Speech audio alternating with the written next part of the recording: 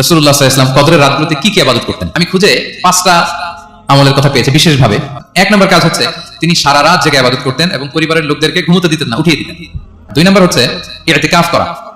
রাসূলুল্লাহ সাল্লাল্লাহু আলাইহি ওয়াসাল্লাম রমাদানের শেষ 10 দিন ইতিকাফ করতেন। আমাদের আয়েশা রাদিয়াল্লাহু আনহা বলেন, কানা ইয়াতাকিফুল আশরাল আওয়াখির মিন রমাদান। রমাদানের শেষ দশকে তিনি ইতিকাফ করতেন হাত্তা তাওয়াফাহুল্লাহ। ওনার ইন্তেকালের আগ পর্যন্ত এই অভ্যাসটা তিনি জারি রেখেছেন। সুম্মা ইতাকাফা আজওয়াজুহু মিন বাদি। তারপর ওনার স্ত্রীরা ইতিকাফ করেছেন। 3 নম্বর হচ্ছে রাসূল সাল্লাল্লাহু আলাইহি ওয়াসাল্লাম এবং জিবরাইল আলাইহিস সালাম যৌথভাবে কোরআন রিভিশন করতেন। 4 নম্বর কিয়ামুল লাইল করা। রাসূল সাল্লাল্লাহু আলাইহি ওয়াসাল্লাম কিয়ামুল লাইল করতেন। কদরের রাতে যে কিয়ামুল লাইল করে বিশ্বাস নিয়ে এবং নাজাতের প্রত্যাশা নিয়ে তার পূর্বের সমস্ত গুনাহ আল্লাহ তাআলা ক্ষমা করে দিবেন। তাহলে কিয়ামুল লাইলটা রাসূল সাল্লাল্লাহু আলাইহি ওয়াসাল্লাম বিশেষভাবে কদরের রাতের সাথে সম্পৃক্ত করেছেন। আমরা যেন প্রতি রাতে কিয়ামুল লাইল করি, লম্বা সময় যেন দাঁড়িয়ে থাকি, লম্বা সময় কোরআনিক রিসাইটেশন করি দাঁড়িয়ে থেকে, লম্বা সময় রুকু, লম্বা সময় সিজদা, স্পেশালি সিজদা। 5 নম্বরে রাসূল সাল্লাল্লাহু আলাইহি ওয়াসাল্লাম দোয়া করতেন। আমাদের আয়েশা জিজ্ঞেস করেছিলেন, ইয়া রাসূলুল্লাহ, আমি যদি কদর পেয়ে যাই আমি কি বলবো এই রাতে?